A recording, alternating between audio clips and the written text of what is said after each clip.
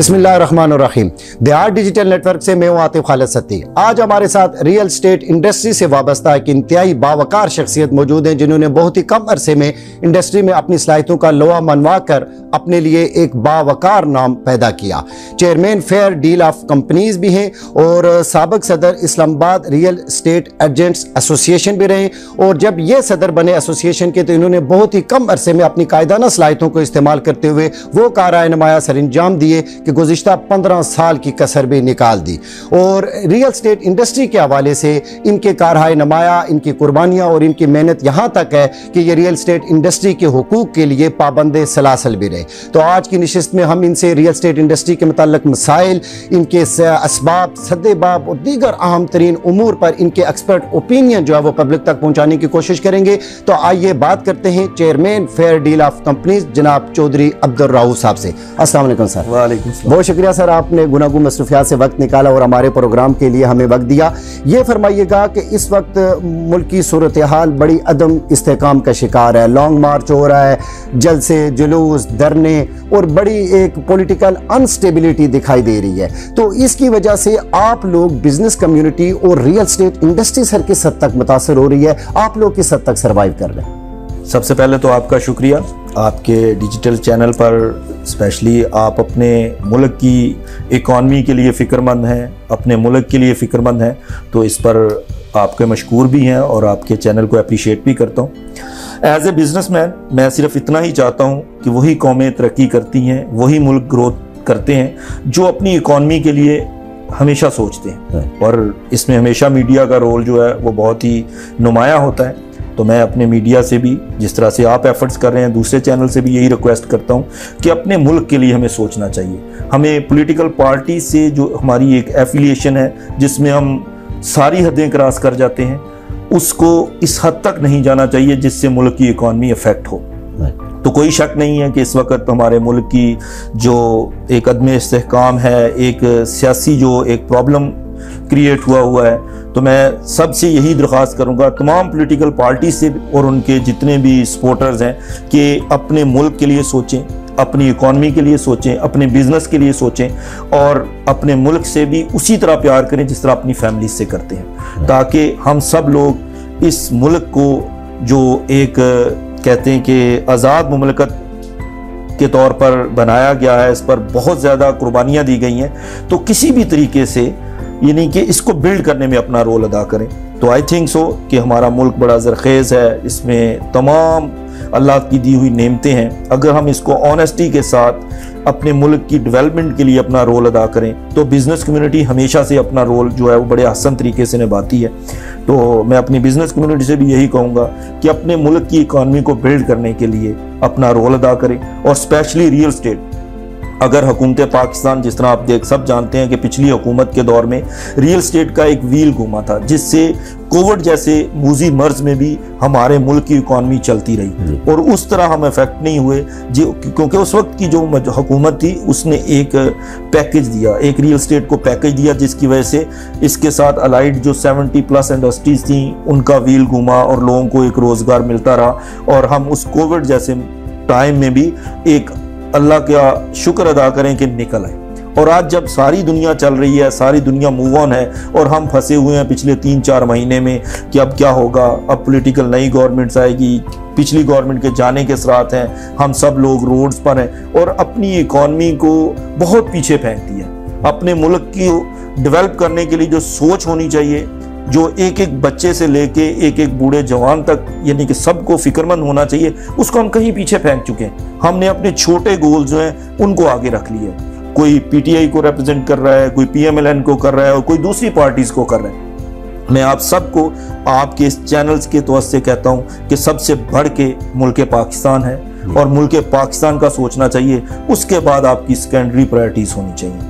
Right sir, जैसा कि आपने फरमाया कि सबसे पहले पाकिस्तान, बाकी सारी चीज़ें सेकेंडरी आ जाती है। आपने साबका गवर्नमेंट का जिक्र किया, जिस तरह से साबका गवर्नमेंट ने एमनेस्टी स्कीम भी दी थी, रियल स्टेट को इंडस्ट्री का दर्जा दे दिया। मौजूदा गवर्नमेंट से आप क्या तवक्कुआत रखते हैं? हमारे चैनल की वसातत से आप क्या तजावीज़ देना चाहिए? देखिए, मौजूदा गवर्नमेंट से सिर्फ एक ही डिमांड है कि अगर आप समझते हैं कि हम मुल्क पाकिस्तान को दुनिया के सफ़े अव्वल के ममालिक में ला खड़ा करें।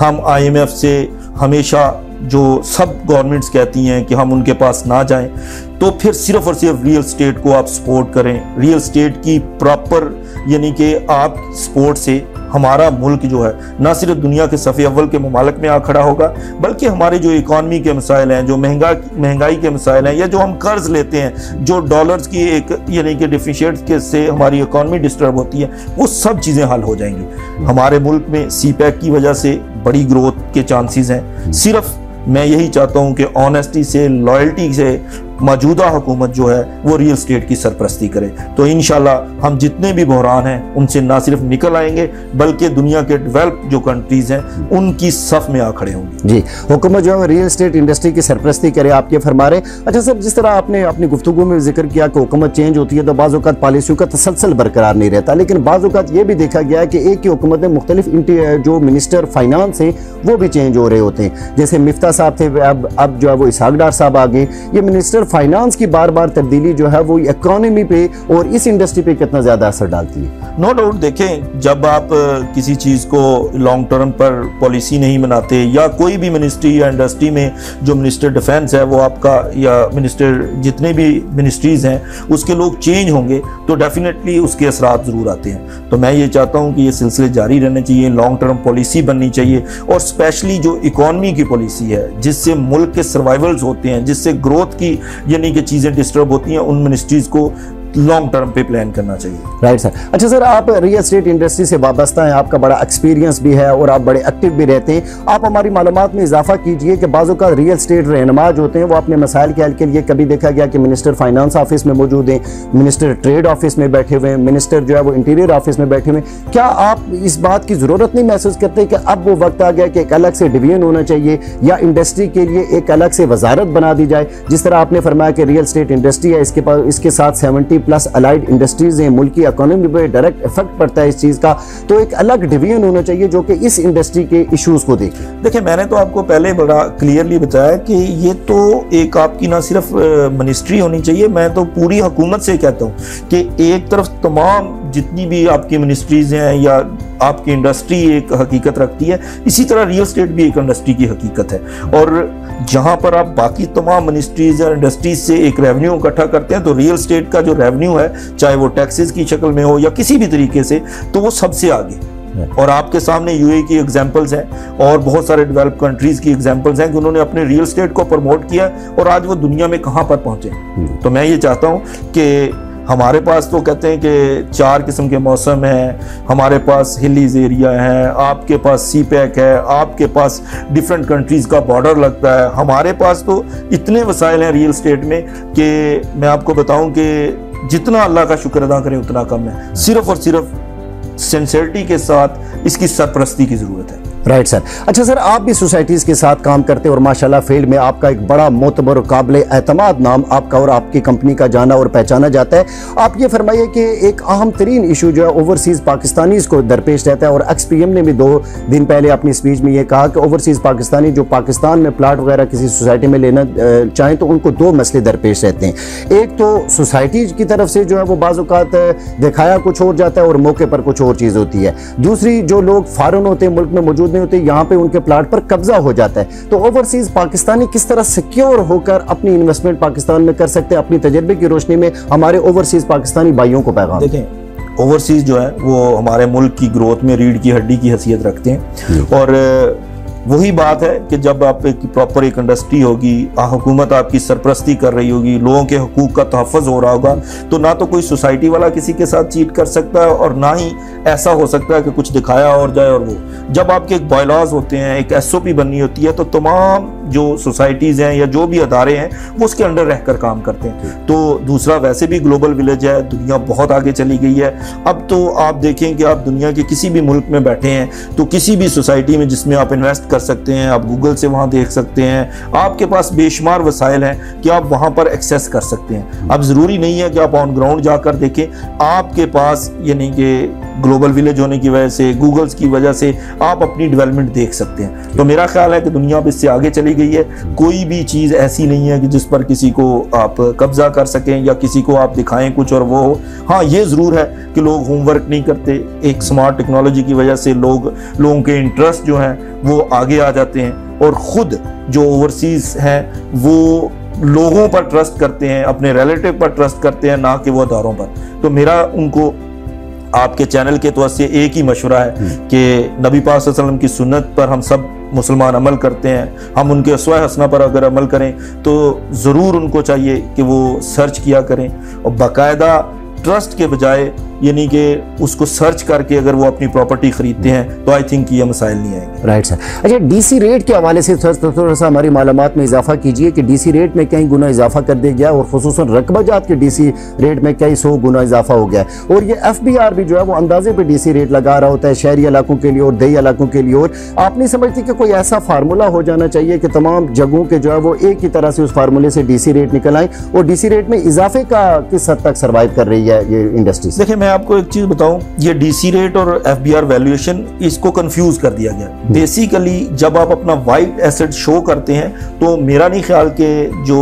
आपकी फेयर वैल्यू होती है, कोई भी नहीं चाहता कि वो अपना वाइट जो है वो ब्लैक में ले जाए। तो फेयर वैल्यू या FBR की वैल्यूएशन के साथ लोगों को अपनी ट्रांसफर्स करनी चाहिए। डीसी रेट एक वैल्यूएशन है जो कि एग्रीकल्चर लैंड की बेस पर होती है और उसके बेहतरीन फार्मूलाज होने चाहिए। अगर आज से पहले वो नहीं बन सके और गवर्नमेंट ने उसको ग्रेजुअली इंक्रीज नहीं किया और उसके दरमियान एक फेयर वैल्यू और जो उसकी प्राइस डीसी रेट्स का बहुत बड़ा डिफरेंस है, तो बेसिकली उस पर एक फार्मूला जरूर बनना चाहिए और उसको ग्रेजुअली इंक्रीज करते हुए फेयर वैल्यू तक लेकर आना चाहिए। Right sir. अच्छा सर, कुछ अरसे में देखा गया कि तामीराती मटेरियल की कीमतों में बेशबा इजाफा हो गया है, इससे कितना इफेक्ट हुआ है इंडस्ट्री से? देखें, इसमें कोई दो राय नहीं है कि पिछले कई महीनों से हमारे मुल्क की जो एक रेट है वो डिफरेंट चीज़ों पर नहीं है। चाहे वो प्राइसेस की इन्हेंसमेंट को देख लें या किसी भी डिपार्टमेंट में देख लें, तो लगता नहीं है कि हमारा मुल्क में कोई निज़ाम चल रहा है। तो डेफिनेटली एक रेट कायम होनी चाहिए, प्राइसेस की इन्हेंसमेंट या जो उसकी कीमत है उसका चेक एंड बैलेंस होना चाहिए।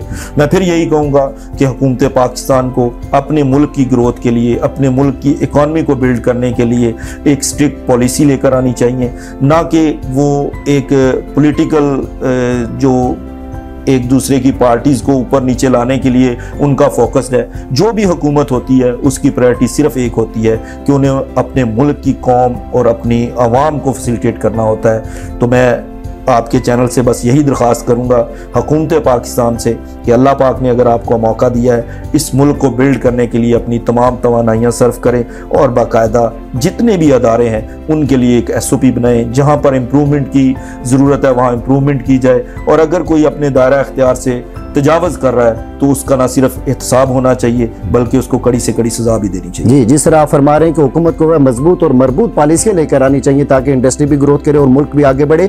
आप ये फरमाइए कि ग्लोबल विलेज, जिस तरह आपने खुद भी जिक्र किया, पूरी दुनिया में आपका ये इंटरव्यू देखा जाएगा, तो बैरूनी सरमायाकार किस तरह पाकिस्तान की तरफ अपनी तवज्जो मबजूल कर सकते हैं? हुकूमत पाकिस्तान क्या फैसिलिटेट करे, क्या सहूलियात मुहैया करे कि बैरूनी सरमायाकारी भी हमारे मुल्क में आ सके? मैंने भी जी काफ़ी दुनिया को जितना अल्लाह ने मौका दिया देखा है, मुख्तलिफ ममालिक में गया हूँ, तो पाकिस्तान से खूबसूरत कोई मुल्क नहीं है। पाकिस्तान में अगर आप की गई इन्वेस्टमेंट का किसी दूसरे मुल्क में की गई इन्वेस्टमेंट से कंपैरिजन करेंगे तो हमारे पास जो रिटर्न ऑफ इन्वेस्टमेंट है वो बहुत ज़्यादा है। तो मैं सिर्फ अपने ओवरसीज़ भाइयों को यही कहना चाहता हूँ कि आपका मुल्क आपकी माँ जैसा है। जिस तरीके से माँ का कोई नेमल बदल नहीं है, इस तरह अपने मुल्क का भी कोई नेमल बदल नहीं है। तो अपने मुल्क की ग्रोथ के लिए अपना रोल अदा करते रहें। इंशाल्लाह आप जिस मुल्क में भी अपनी जिम्मेदारियां निभा रहे हैं, जॉब्स कर रहे हैं, बिजनेस कर रहे हैं या वहाँ से अर्न कर रहे हैं, तो जब आप अपने मुल्क को बिल्ड करने के लिए अपना सरमाया या अपनी इन्वेस्टमेंट अपने मुल्क में करेंगे तो इंशाल्लाह आपका फ्यूचर भी ब्राइट होगा। आपकी नई जनरेशन जो है उसके रूट्स भी अपने मुल्क के साथ मजबूत होंगे। आपकी जो अपनी फैमिली है, जो आपके अपने बहुत सारे लोग अपने मुल्क में हैं, उनके साथ भी आपका रिश्ता बना रहेगा। तो मैं ये चीज़ बड़ी खुले दिल से बताना चाहता हूँ कि जब अल्लाह पाक नवाजते हैं तो वही असल कमाई होती है। जब आप कंपैरिजन करते हैं रिटर्न ऑफ इन्वेस्टमेंट का, देखने में फिगर्स में कहीं आप ऊपर नीचे जरूर जा सकते हैं, लेकिन बरकत उसी में है कि जो अल्लाह की तरफ से हो। तो आप तो अक्ल अल्लाह अपने मुल्क में इन्वेस्टमेंट करें। इंशाल्लाह मैं अपनी ज़िंदगी में जो 40 साल 42 साल की एज में सीखा है वो यही सीखा है कि जब अल्लाह पाक बरकत डालते हैं तो बरकत तभी होती है। और मैं अपने एक्सपीरियंस से अपने आपके चैनल के तौर से लोगों को बताना चाहता हूं कि पाकिस्तान में की गई सरमायाकारी जो है वो ना सिर्फ महफूज है बल्कि दुनिया के दूसरे ममालिक में की गई सरमायाकारी से कहीं ज़्यादा बेहतर रिटर्न लेकर आती है। राइट सर, आप chairman fair deal of companies है और आपका इदारा जो है वो मार्केट में इंतहाई काबिल एतमाद और बेहतरीन तरीके से जाना और पहचाना जाता है और क्लाइंट का आपके ऊपर एक एतमाद है। आप ये फरमाइए कि आपका इदारे की दीगर क्या इंफरादियत है, आप लोग किस तरह काम करते हैं और आप लोग दूसरों से किस तरह मुख्तलिफ है? देखिए बड़ा क्लियर है, हम अपने गोल्स जो हैं वो छोटे नहीं रखते, हमारे गोल्स बड़े हैं। जिस तरह आज के इंटरव्यू में मैंने आपको बताया कि अपने मुल्क को आगे देखना चाहते हैं, अपने मुल्क की ग्रोथ इस तरीके से चाहते हैं कि मेरे बच्चे और आपके बच्चे आने वाले दिनों में अपना महफूज मुस्तकबिल इस मुल्क में पाए। तो मैं इसी गोल्स को लेकर आगे चल रहा हूँ। हम क्लाइंट्स को ना सिर्फ सेल्स और परचेज में फैसिलिटेट करते हैं बल्कि 360 जब तक वो उसमें अपनी रेजिडेंस नहीं कर लेता उस वक्त तक फैसिलिटेट करते हैं। हमारी सर्विसेज जो हैं वही हमें दूसरी कंपनी से मुनफरद बनाती हैं। हमारे गोल्स बड़े हैं और हमने सिर्फ अल्लाह के हजूर एक ही दुआ की है कि या रब्बुल आलमीन जो फेयर डील के साथ किसी भी तरीके से जुड़ता है, ना सिर्फ इस जहान में बल्कि अगले जहान में भी हमारा अगर आमना सामना हो तो दोनों को सुरखरू पाए। Right sir. अच्छा, मेरा आखिरी सवाल आपसे ये है कि आपने 40 साल की उम्र में माशाल्लाह इतनी कामयाबी हासिल की है और एक बड़ी इंडस्ट्री में, रियल एस्टेट इंडस्ट्री में अपना एक बड़ा और मोतबर और बावकार नाम पैदा किया है। जो यंग लोग हैं, नए आने वाले लोग हैं, वो इस फील्ड में अगर आना चाहें तो उनके लिए आप क्या सजेस्ट करेंगे, उनके लिए क्या नसीहत करेंगे? मैं सिर्फ यही उनको कहना चाहता हूँ कि इसमें बहुत ज़्यादा अल्लाह पाक ने बरकत भी रखी है और रिटर्न्स भी बहुत ज़्यादा हैं। आप अपने विजन के साथ, अपनी सोच के साथ अपने मुल्क को बिल्ड करने के लिए, अपने फ्यूचर को ब्राइट करने के लिए रियल एस्टेट में आए। मेरी एग्जांपल आपके सामने है, मैंने ज़ीरो से स्टार्ट किया और अल्हम्दुलिल्लाह आज अल्लाह का शुक्र है कि जितना बड़ा गोल्स भी रखें अल्लाह पाक उसको अवेल करने की या चूज़ करने के लिए हमारी मदद करते हैं, हमारी गाइडेंस हमें मिलती है। तो मैं भी आपको यही कहता हूँ कि ज़रूर आए। रियल एस्टेट एक बहुत ही खूबसूरत प्लेटफॉर्म पे है, यहाँ पर आप अपने तमाम गोल्स अचीव कर सकते हैं।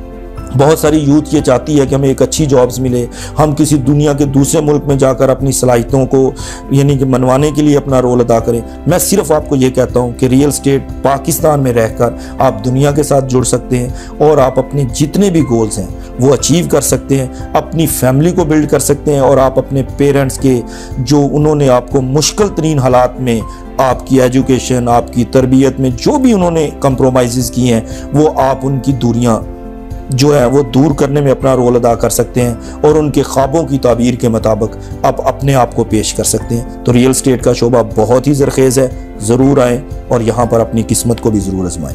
Chairman fair deal of companies के एक्सपर्ट ओपिनियन से आज आप मुस्तफीद हो रहे थे। इनसे गाय बगाए गुफ्तगू और नशिस्त का सिलसिला जारी रहेगा। आज तक के लिए इतना ही। आप सबका बहुत शुक्रिया। अल्लाह हाफ़िज़।